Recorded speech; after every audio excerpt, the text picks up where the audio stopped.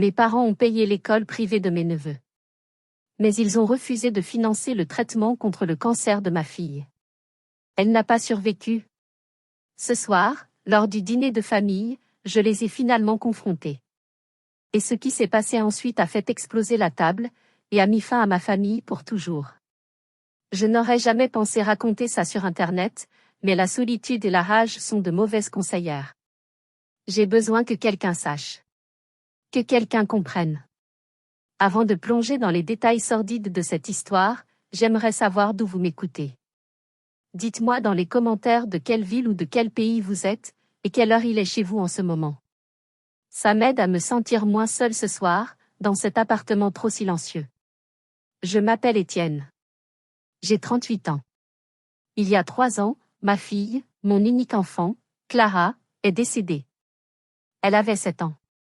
Une leucémie agressive, le genre qui ne prévient pas et qui ne pardonne pas. Depuis, je ne vis plus. Je survis. Je suis un architecte de la douleur, dessinant chaque jour les plans d'une existence vide. Avant, j'étais un vrai architecte. J'avais mon propre petit cabinet, ici à Lyon. Je dessinais des maisons, des espaces où les familles pouvaient construire leurs souvenirs. J'aimais mon métier. J'aimais l'idée de créer de la beauté, de la structure, à partir de rien. C'était ma passion, mon identité. Mon père, Hervé, un ingénieur à la retraite, n'a jamais vraiment compris. Pour lui, tout était une question de chiffres, de logique, de retour sur investissement. Moi, j'étais le rêveur. Le créatif. Quand Clara est tombée malade, les rêves se sont effondrés. Les devis pour les traitements sont devenus les seuls plans que je regardais. Les courbes de ses constantes vitales ont remplacé les courbes de mes esquisses. La maladie de Clara a tout emporté. Mon cabinet a été la première victime. Je l'ai vendu pour une bouchée de pain, liquidé, comme on dit. Mon premier bébé, professionnel, sacrifié pour tenter de sauver mon unique, mon véritable enfant. L'argent a fondu comme neige au soleil. Les assurances, les mutuelles, on se croit protégé, mais face à une maladie longue et coûteuse, on n'est qu'un numéro de dossier. Aujourd'hui, je ne dessine plus de maisons. Je suis dessinateur technique dans une grande entreprise de BTP. Je passe mes journées sur des plans de centres commerciaux sans âme, des parkings souterrains. C'est un travail mécanique, qui ne demande aucune créativité. C'est parfait. Ça me permet de ne pas penser. Et le soir, pour boucler les fins de mois et rembourser les dettes qui courent encore, je suis chauffeur VTC. Je conduis des inconnus dans les rues de Lyon, écoutant des bribes de leur vie heureuse, de leurs problèmes futiles. Chaque course est un rappel de ce que j'ai perdu. Notre mariage n'a pas survécu non plus. Céline et moi, nous nous sommes aimés passionnément. Mais le chagrin est un poison lent. Il s'infiltre dans chaque silence, chaque regard. Nous sommes devenus deux étrangers partageant un deuil trop lourd.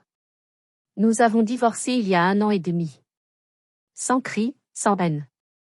Juste une infinie tristesse et la reconnaissance que nous ne pouvions plus nous aider l'un l'autre. Nous sommes restés en bons termes. Elle est la seule personne qui comprend vraiment le trou béant dans ma poitrine. Parfois, en conduisant, je passe devant une boulangerie et je vois des pralines roses en vitrine. C'était la friandise préférée de Clara. La spécialité de Lyon. Elle en raffolait. La première fois que j'en ai revu après sa mort, j'ai dû me garer sur le bas-côté, incapable de respirer, secoué de sanglots. Maintenant, je détourne le regard. Je suis devenu un expert pour éviter les souvenirs, pour contourner les mines émotionnelles que la ville a disséminées sur mon chemin. Peut-être que certains d'entre vous ont aussi dû renoncer à un rêve. Mais avez-vous déjà dû le faire pour tenter de sauver la vie de votre enfant, en vain? C'est une douleur d'un autre ordre. Une amputation de l'âme. Je vivais ma vie comme un fantôme, hanté par le passé. Je ne savais pas que les vrais monstres n'étaient pas dans mes souvenirs, mais bien réels, et qu'ils portaient mon nom de famille. Tout a basculé il y a 2 semaines. C'était un mardi après-midi, un de mes rares jours de congé. J'avais décidé de marcher un peu dans la presqu'île pour m'aérer l'esprit, une tentative vaine de secouer la léthargie qui me collait à la peau. Le hasard m'a fait croiser Isabelle. Une vieille amie de l'université que je n'avais pas vue depuis des années. On s'est reconnu, quelques sourires gênés, les banalités d'usage. Comment ça va? La question la plus stupide et la plus difficile qui soit. Elle a insisté pour qu'on prenne un café. J'ai accepté, plus par politesse que par envie. Nous nous sommes assis à la terrasse d'un café bruyant, le genre d'endroit que j'évitais. Elle m'a raconté sa vie, son mariage, son divorce, son nouveau poste.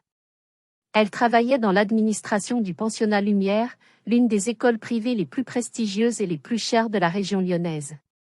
Une forteresse pour l'élite. C'est drôle, je vois souvent ton nom de famille dans mes dossiers, dit-elle en touillant son cappuccino.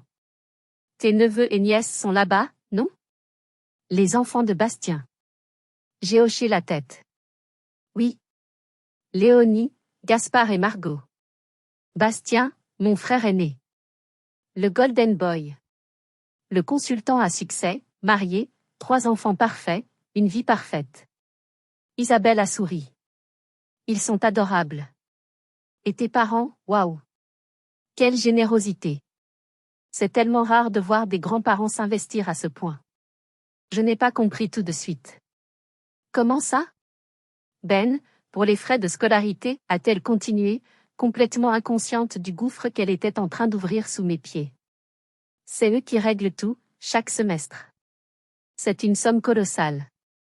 Franchement, près de 90 000 € par an, il faut pouvoir le faire. C'est un sacré coup de pouce pour ton frère. Le bruit du café autour de moi a disparu. Je n'entendais plus que le sifflement du sang dans mes oreilles. 90 000 €. Par an. Le chiffre a explosé dans mon esprit. Il a tout balayé sur son passage. J'ai dû devenir livide, parce qu'Isabelle s'est arrêtée net. Son sourire s'est figé. Étienne? Ça ne va pas? Je n'arrivais pas à parler. Ma gorge était nouée. J'ai réussi à articuler, d'une voix que je ne reconnaissais pas, 90 000? C'est là qu'elle a compris. Elle a compris à mon visage, à mon regard vide, qu'elle venait de commettre une indiscrétion monumentale. La panique a envahi ses yeux. Oh, peut-être que je me trompe.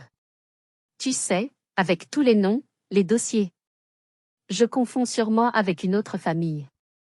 Oui, c'est ça, oublie ce que j'ai dit. Mais c'était trop tard. Le poison était instillé. Je l'ai regardé fixement. Non, Isabelle. Ne mens pas, dis-moi la vérité. Depuis quand? Elle a hésité, balbutiant des excuses. Mais j'ai insisté, ma voix devenant plus dure. Depuis quand est-ce que mes parents paient pour l'école de ses enfants? Vaincue, elle a baissé les yeux. Je crois que ça fait 4 ans. Depuis que Léonie est entrée en 6e. 4 ans. Le calcul s'est fait instantanément dans ma tête. 4 ans. Clara est morte il y a 3 ans. Sa maladie a duré 1 an et demi. Ça voulait dire que mes parents avaient commencé à déverser cette fortune pour l'éducation de mes neveux pendant que ma propre fille se battait pour sa vie. Pendant que nous nous noyions sous les dettes. Les 90 000 € résonnaient dans ma tête. 90 000 € par an. Et moi, je me souvenais de l'appel téléphonique où j'avais supplié, à genoux dans un couloir d'hôpital, pour 40 000 €. Une somme qui aurait pu changer le cours des choses. Et qu'il m'avait refusé. Je ne me souviens pas avoir payé l'addition, ni avoir dit au revoir à Isabelle. J'ai marché jusqu'à ma voiture comme un automate. Une fois à l'intérieur, portière verrouillée, j'ai hurlé. Un cri sans son, qui venait du plus profond de mes entrailles, un hurlement de bête blessée qui s'est terminé en sanglots secs et violents. J'ai frappé le volant jusqu'à ce que mes jointures soient rouges et douloureuses.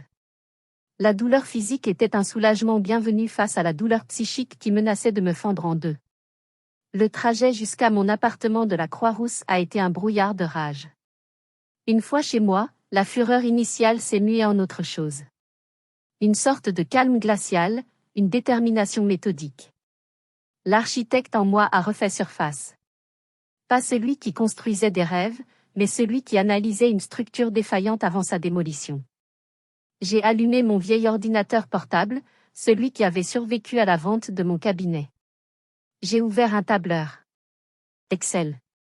Le logiciel de la logique froide, des chiffres qui ne mentent pas. J'ai créé un nouveau fichier, chronologie-batrahison.xlsx.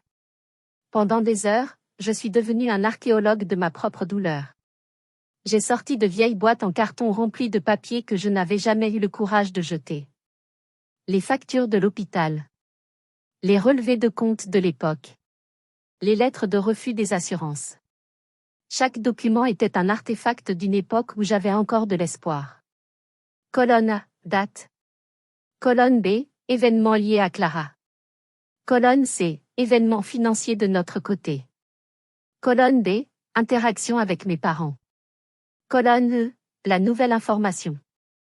La colonne de la honte. J'ai commencé. Juin, il y a 4 ans et demi, diagnostic de Clara. Le monde s'arrête. Juillet, début de la chimiothérapie. Première facture exorbitante. Août, vente de ma voiture. Septembre, premier versement des frais de scolarité par mes parents au pensionnat Lumière.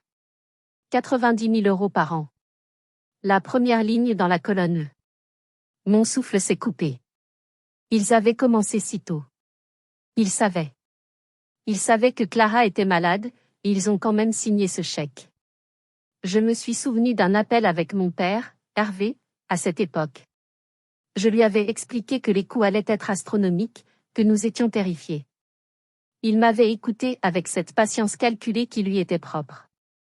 Étienne, avait-il dit, sa voix grave et sans émotion, il faut être pragmatique. Ne te laisse pas submerger par l'affect. Fais un budget, tiens-toi-y. La gestion financière est la clé en temps de crise. Des conseils.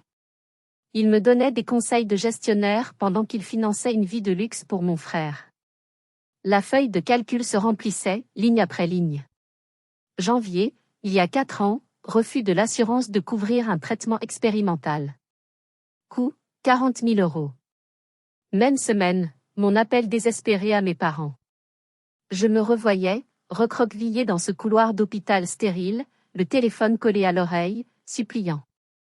Je me souvenais de la voix de ma mère, Agnès, pleine d'une fausse compassion. Oh, mon chéri, si seulement nous pouvions. Mais avec la retraite de ton père, nous devons faire si attention. Nous n'avons tout simplement pas ce genre de somme disponible.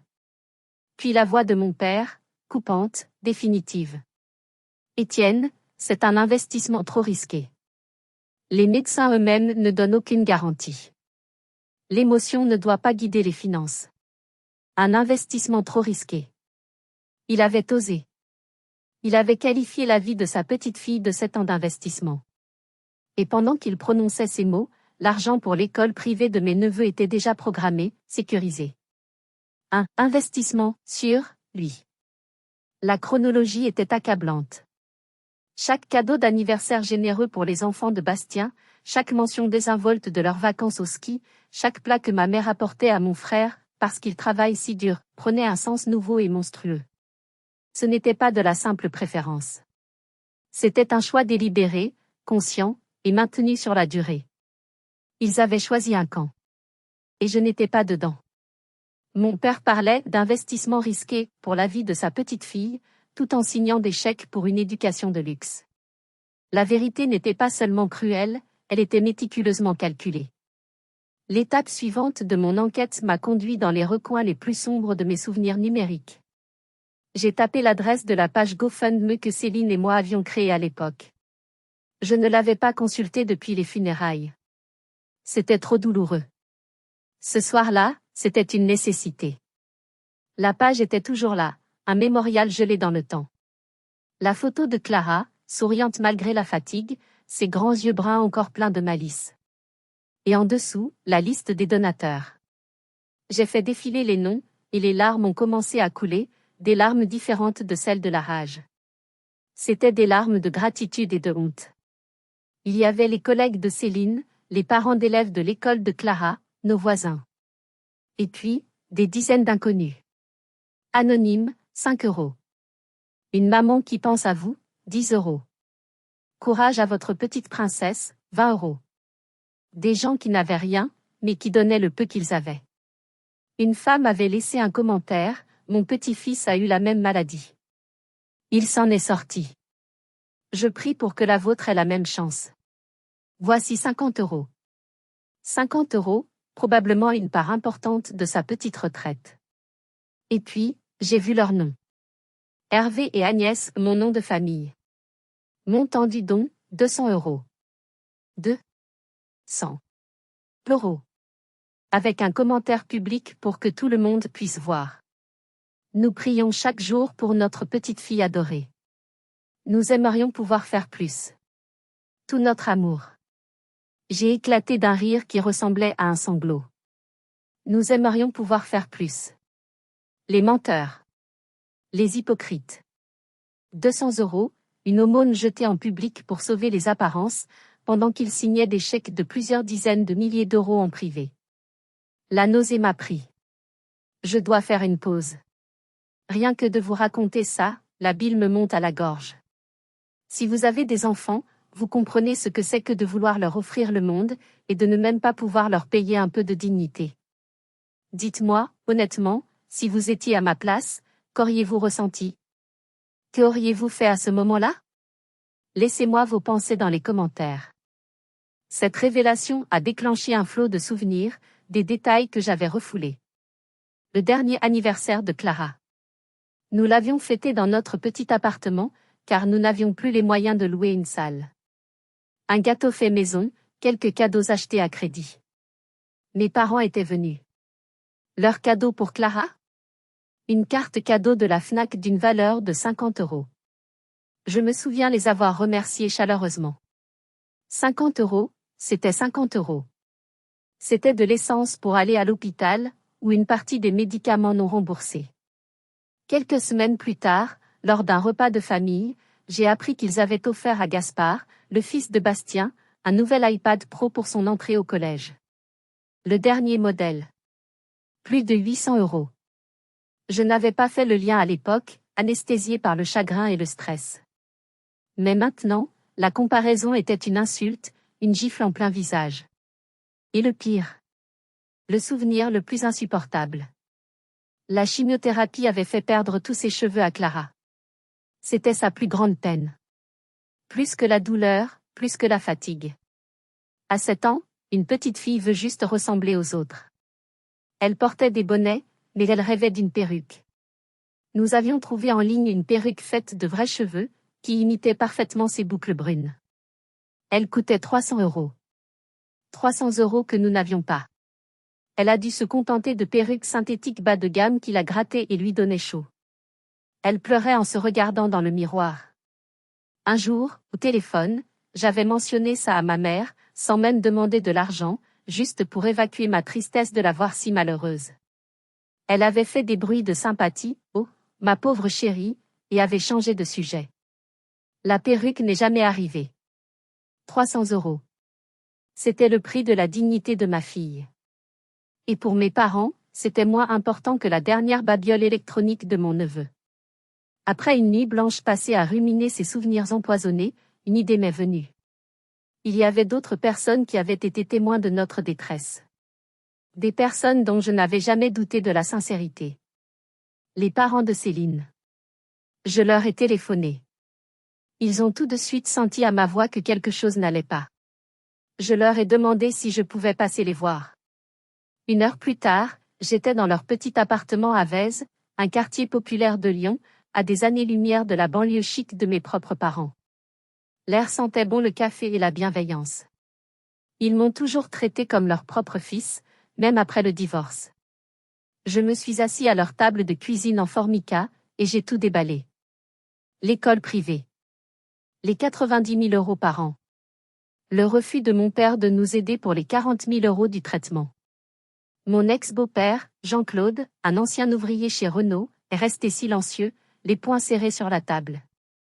Mais ma belle-mère, Monique, a fondu en larmes. Des larmes silencieuses, qui roulaient sur ses joues ridées. Je savais qu'il y avait quelque chose qui n'allait pas, a-t-elle murmuré. Je le savais. Puis, elle a échangé un regard avec son mari. Un regard lourd de sens, plein d'un secret qu'il portait depuis des années. Jean-Claude a soupiré. Étienne, il y a quelque chose que nous ne t'avons jamais dit.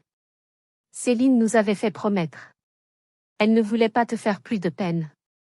Mon cœur s'est serré. Quoi donc? C'est Monique qui a parlé, sa voix brisée par l'émotion. Le jour où tu nous as dit que les médecins avaient besoin des 40 000 € et que tes parents avaient refusé, ce soir-là, Jean-Claude a appelé ton père.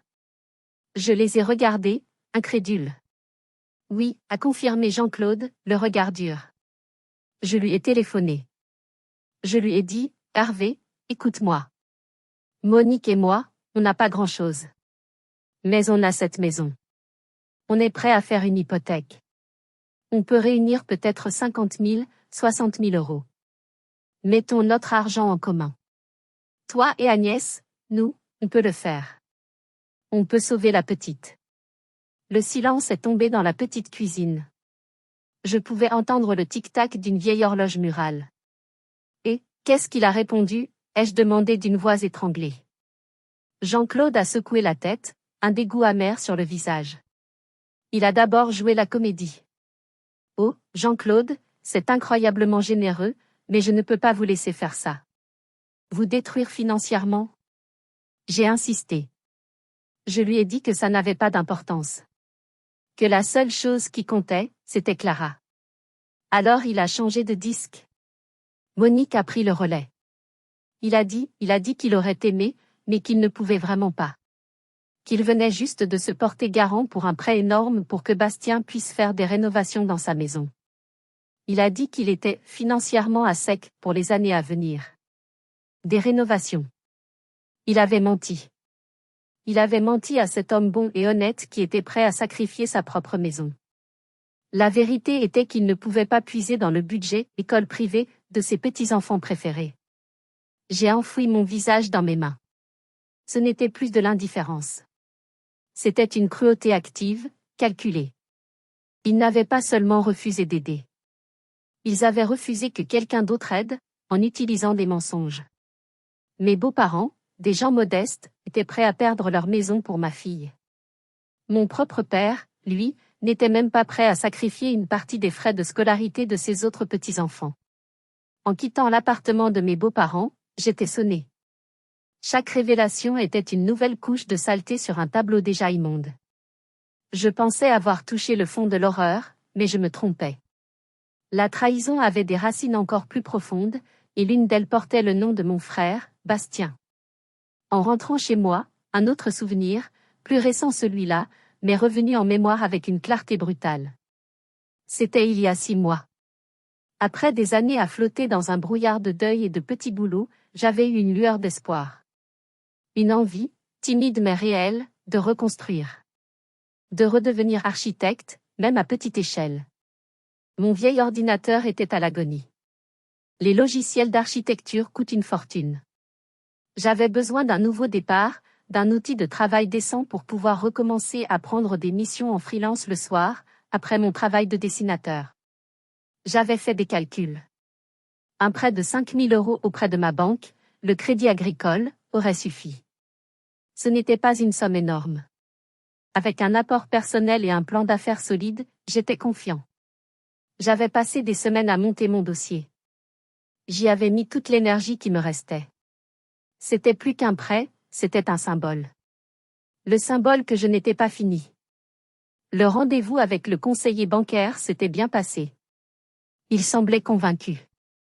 Il devait juste en parler à son directeur et me donner une réponse sous 48 heures. J'étais sortie de la banque avec un sentiment que je n'avais pas ressenti depuis des années, l'optimisme. La réponse est tombée 2 jours plus tard. Un appel bref, impersonnel. Monsieur, après étude de votre dossier, nous sommes au regret de ne pas pouvoir donner une suite favorable à votre demande. Votre profil présente trop d'instabilité. J'avais été anéanti. Trop d'instabilité.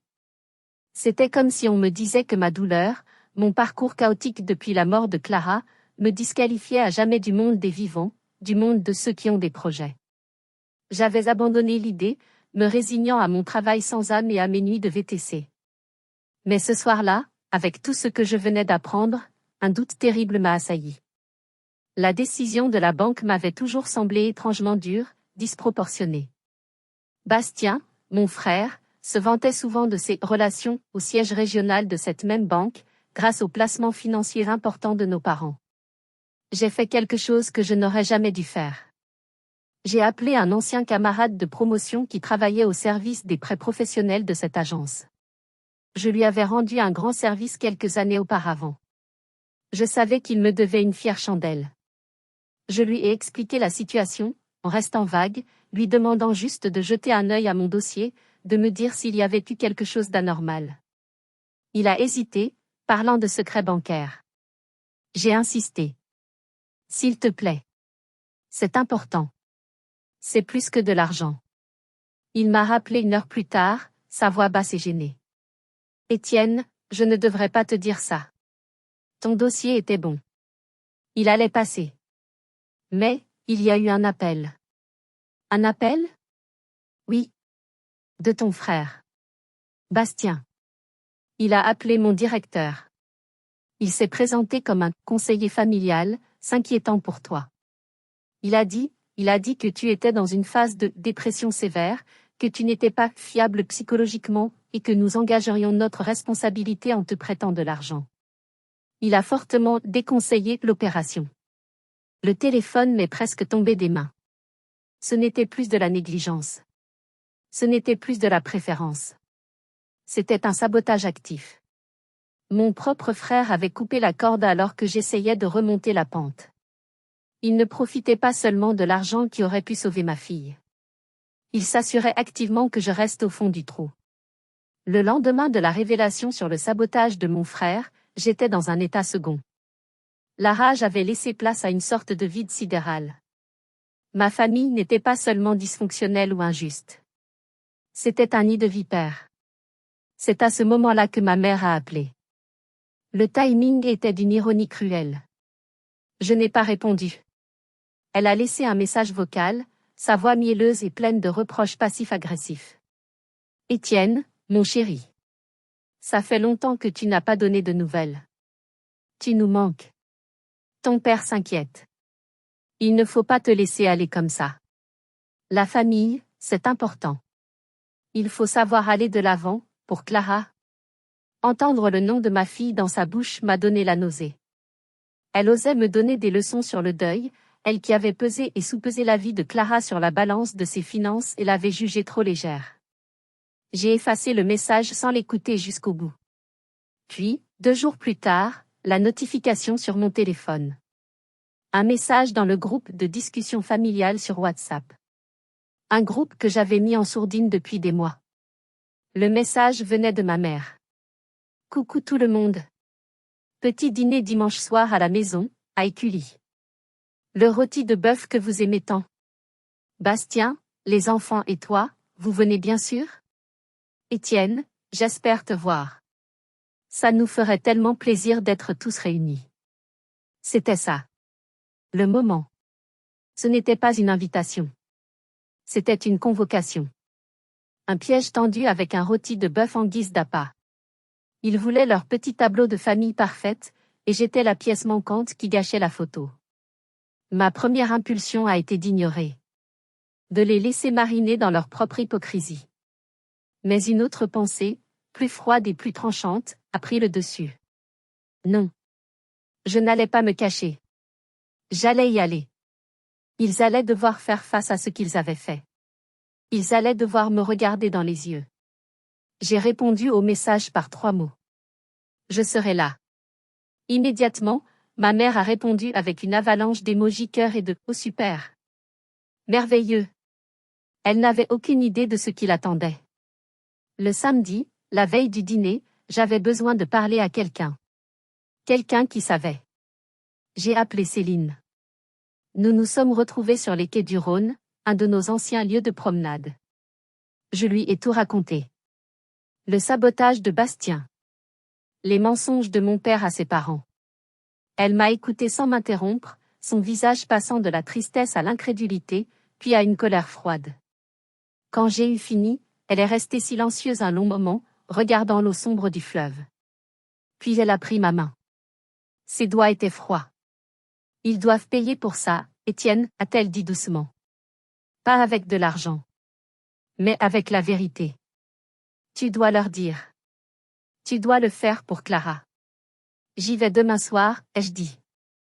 Elle a hoché la tête, ses yeux brillants de larmes qu'elle ne laissait pas couler. Sois fort. Ne les laisse pas te manipuler. Dis simplement la vérité. Son soutien m'a donné la force dont j'avais besoin. En conduisant vers Écully ce dimanche-là, je n'étais plus le fils en deuil. J'étais un architecte venu inspecter les fondations pourries de la maison familiale, avant de la démolir. La maison de mes parents à Écully était exactement comme dans mes souvenirs, impeccable. Une grande villa d'architecte des années 80, entourée d'un jardin parfaitement entretenu. Le gazon était tondu au millimètre près. Pas une mauvaise herbe. L'image même de la réussite bourgeoise et ordonnée. Une façade. La Tesla de Bastien était garée dans l'allée, à côté de la grosse berline allemande de mon père. J'ai garé ma vieille voiture, cabossée et fatiguée, un peu plus loin dans la rue, comme pour ne pas contaminer ce tableau parfait. En entrant, l'odeur du rôti de bœuf m'a saisi à la gorge. C'était l'odeur des dimanches de mon enfance, une odeur que j'associais à la sécurité, à la chaleur familiale. Ce soir, elle sentait la pourriture. Ils étaient tous dans le salon. Mon père, Hervé, lisant le journal économique. Ma mère, Agnès, s'affairant autour de la table basse. Bastien, avachi dans un fauteuil, tapotant sur son téléphone. Sa femme et ses enfants étaient là aussi, les enfants absorbés par leur tablette. Ma mère s'est précipitée vers moi, me faisant la bise. « Étienne. Te voilà enfin. Tu nous as manqué. » Son sourire était aussi faux que les fleurs en plastique sur la cheminée. Mon père a baissé son journal. « Bonsoir, Étienne. » Un hochement de tête. C'était tout. Bastien a levé les yeux de son téléphone. « Tiens, salut. La forme ? » Il a dit ça avec un ton de supériorité condescendante, comme s'il s'adressait à un lointain cousin un peu paumé. L'homme qui avait délibérément saboté ma tentative de reconstruction me demandait si j'avais la forme.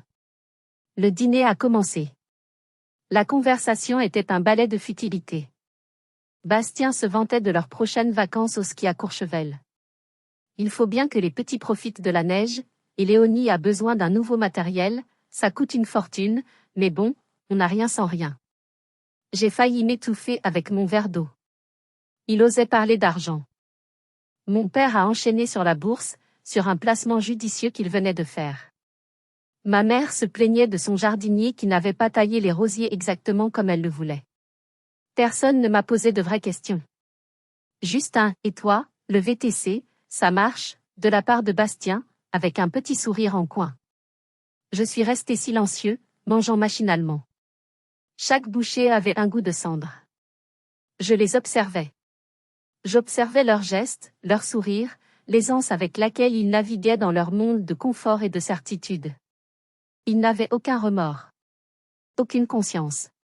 Ils avaient effacé Clara. Ils m'avaient effacé.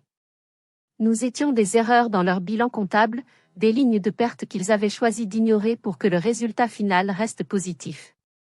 J'ai regardé mes neveux et ma nièce. De beaux enfants, en bonne santé. Privilégiés. Ils ne savaient rien. Ils étaient innocents. Et pourtant, leur confort, leur éducation de luxe, tout cela avait été payé avec le sang et les larmes de ma fille. Ils étaient les bénéficiaires involontaires d'un crime moral. Le repas touchait à sa fin. Ma mère a servi le dessert, une tarte aux pommes maison. C'est là qu'elle a fait l'erreur.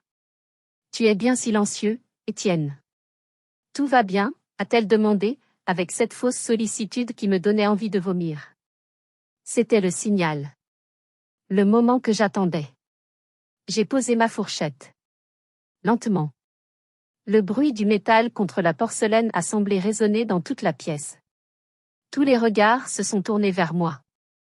Le silence dans la pièce est devenu assourdissant. Si vous êtes arrivé jusqu'ici, laissez un commentaire pour nous dire ce que vous auriez fait à la place d'OP. Vous pouvez aussi écrire simplement le chiffre 1 pour montrer que vous suivez encore.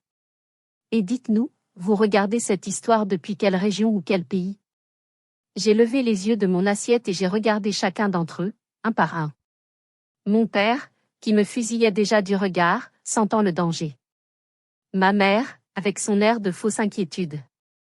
Bastien, qui soupirait d'impatience, agacée par ma rupture du protocole familial. En fait, non, maman. Tout ne va pas bien, ai-je commencé, ma voix étonnamment calme, presque neutre. J'ai pris un café avec Isabelle l'autre jour. Isabelle Dubois. Vous vous souvenez d'elle? Mon amie de l'université.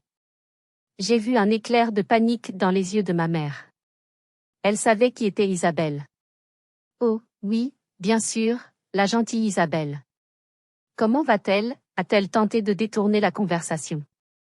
J'ai ignoré sa question. Elle va bien. Elle travaille au pensionnat Lumière maintenant. Au service administratif. J'ai marqué une pause, laissant le nom de l'école flotter dans l'air. C'est là que vont tes enfants, n'est-ce pas, Bastien? Une école formidable. Prestigieuse. Ça doit coûter une fortune. Bastien a jeté un regard nerveux à nos parents. Oui, c'est un excellent établissement. Nous avons beaucoup de chance. De la chance, oui. C'est le mot, ai-je dit en hochant la tête. Isabelle m'a dit que ça tournait autour de 30 000 € par an et par enfant. Donc, pour 3, ça fait 90 000 €. Chaque année. C'est une somme. Où veux-tu en venir, Étienne, a grondé mon père, sa voix dure comme de la pierre. J'y viens, papa. J'y viens. Je me suis tournée vers ma mère. Isabelle a mentionné quelque chose d'intéressant. Elle pensait que j'étais au courant. Elle a dit à quel point vous étiez généreux, papa et toi, de payer l'intégralité des frais de scolarité depuis 4 ans. Le silence qui est tombé sur la table était total. Un silence de mort. Le visage de Bastien est devenu blanc. Ma mère a ouvert la bouche, mais aucun son n'en est sorti. Mon père a posé ses couverts avec un bruit sec. Étienne, ça suffit, a-t-il dit d'un ton menaçant. Non, ça ne suffit pas. Ça ne fait que commencer. Ma voix a commencé à trembler, non plus de calme, mais de rage contenue. Vous vous souvenez d'il y a 4 ans? Quand Clara était malade? Quand elle avait besoin de ce traitement à 40 000 €? Quand je vous ai appelé, à genoux dans un couloir d'hôpital, vous suppliant de nous aider? Ma mère a commencé à pleurer. S'il te plaît, Étienne, pas devant les enfants. ILS devrait savoir, ai-je crié, faisant sursauter tout le monde. Ils devraient savoir pourquoi leur cousine n'est pas là ce soir. Vous m'avez dit que vous n'aviez pas l'argent. Que vous étiez sur le fil du rasoir avec la retraite. Vous m'avez suggéré de faire faillite. La situation était différente, a lancé mon père, le visage rouge. Différente comment, ai-je hurlé, me levant à moitié de ma chaise. Explique-moi la différence. Explique-moi comment l'éducation privée de tes petits-enfants en bonne santé est plus importante que la vie de ta petite fille mourante. Je veux comprendre. J'ai besoin que tu m'expliques la logique comptable derrière ça. Accrochez-vous. Ce qui va suivre est le moment où tout a basculé. Si vous pensez que la famille passe avant tout, ce qui suit va vous glacer le sang. N'oubliez pas de liker si vous sentez ma colère. Bastien a trouvé le courage de parler. Tu déformes tout, Étienne. Je ne savais pas que tu étais dans une telle détresse. Tu ne savais pas? L'ai-je coupé? J'ai perdu ma maison, ma voiture, mon entreprise. Ma fille était en train de mourir. Et tu ne savais pas? Ou tu ne voulais pas savoir? C'était plus confortable, n'est-ce pas? D'accepter l'échec et de regarder ailleurs. J'étais debout maintenant, les mains à plat sur la table, me penchant en avant. Je les regardais tous les trois, mes bourreaux. Vous m'avez menti. Vous m'avez regardé m'enfoncer, vous avez regardé ma fille souffrir, et vous avez continué à signer l'échec. Chaque semestre. Un par un. J'ai demandé à mon père de me regarder dans les yeux et de m'expliquer la différence. D'expliquer à la mémoire de Clara pourquoi l'éducation de ses cousins valait plus que sa vie. Mon père a soutenu mon regard, ses yeux bleus, autrefois une source de réconfort, maintenant froid comme de la glace. Il n'y avait aucune trace de regret, seulement de l'agacement et une dureté inflexible. C'est ma mère qui a craqué la première, sa voix noyée dans les sanglots. Nous ne savions pas si le traitement allait marcher, Étienne. C'était tellement risqué. Les médecins eux-mêmes, ils disaient qu'il n'y avait que peu de chance. Au moins, avec l'école, l'argent, il était bien utilisé. C'était un investissement pour leur futur. Un investissement, ai-je répété, le mot me brûlant les lèvres. J'ai eu un rire sans joie. Vous avez joué la vie de ma fille à la bourse. Et vous avez jugé que l'action était trop volatile. C'est ça? Les chances de survie de Clara n'étaient pas un bon placement. C'est bien ça? Ne lui parle pas comme ça, a grogné mon père en se levant à son tour, me faisant face de l'autre côté de la table. Nous avons pris la décision que nous pensions être la meilleure. La meilleure pour qui, ai-je rétorqué, ma voix montant d'un octave. La meilleure pour Bastien? La meilleure pour votre image de grands-parents parfaits qui offrent la meilleure éducation possible? Dites-le. Dites que leur diplôme futur était plus important que les quelques mois de vie supplémentaires que nous aurions pu offrir à Clara. Dites-le. Ce n'est pas ce que nous disons, a protesté Bastien, l'air pitoyable. Alors c'est quoi, ai-je explosé. Aidez-moi à comprendre. Parce que de là où je suis, ça ressemble à une condamnation à mort. Vous aviez les moyens de lui donner une chance, et vous avez dit non. Vous avez choisi. Vous avez regardé vos deux enfants, l'un qui réussit et l'autre qui se noie, et vous avez jeté une bouée de sauvetage en or massif à celui qui savait déjà nager. Nous ne pouvions pas payer les deux, a lâché mon père. Et voilà. La phrase.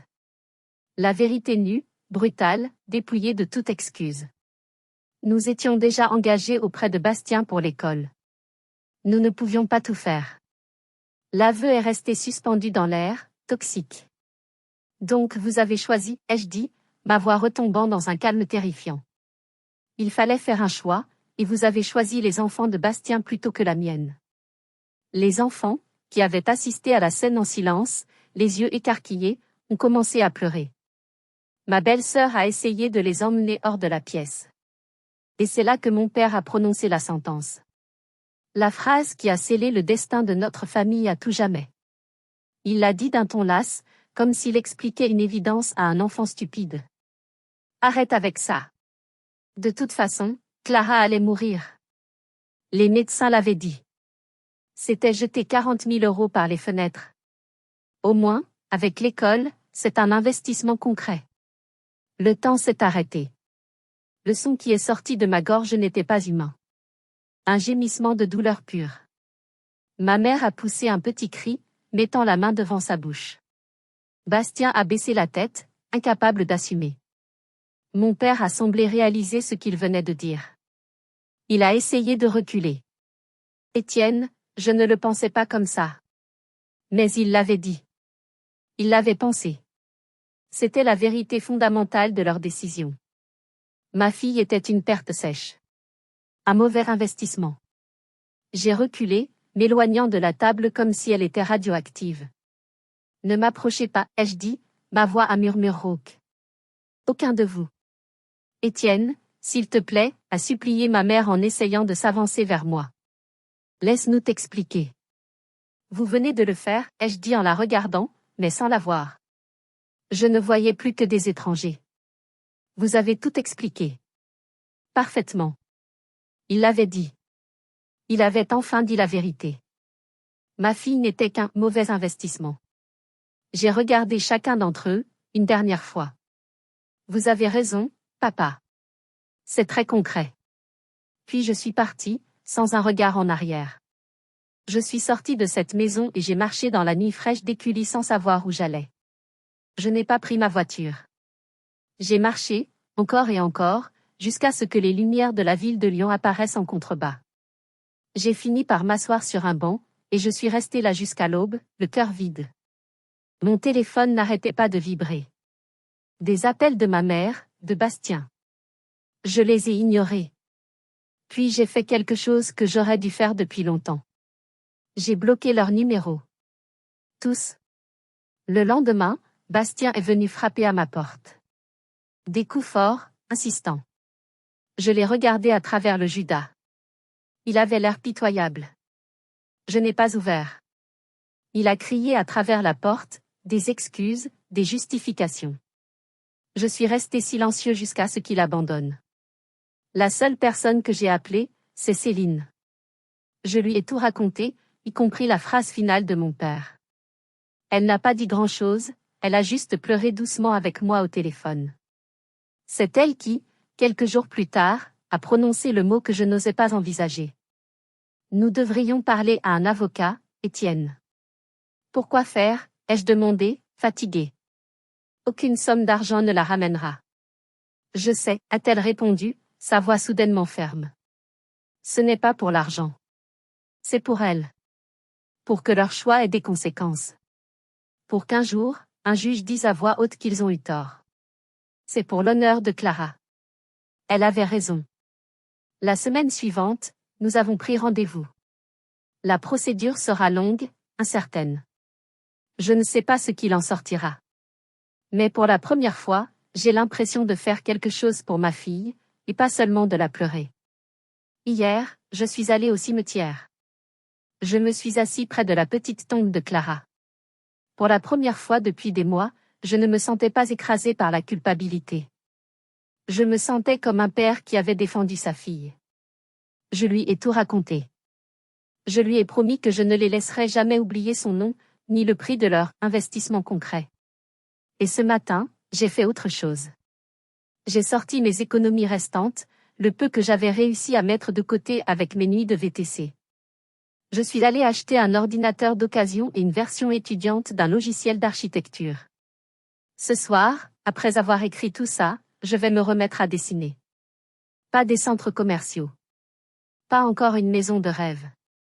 Juste une ligne. Puis une autre. Je vais reconstruire. Pas ma vieille vie. Elle est partie pour toujours. Mais quelque chose de nouveau. Des fondations basées sur la vérité, aussi douloureuses soient-elles. Je me le dois. Et surtout, je le dois à Clara. Mon combat pour la justice de Clara ne fait que commencer. L'amour, ce n'est pas le sang qui coule dans nos veines. Ce sont des choix, des actions, des sacrifices. Mes parents ont fait leur choix. Et maintenant, je fais le mien. Si mon histoire vous a ému, abonnez-vous pour suivre la suite, et partagez votre propre histoire de famille dans les commentaires. Parfois, parler est le premier pas pour reconstruire. Nous sommes une communauté ici pour nous écouter et nous soutenir. Merci de m'avoir écouté.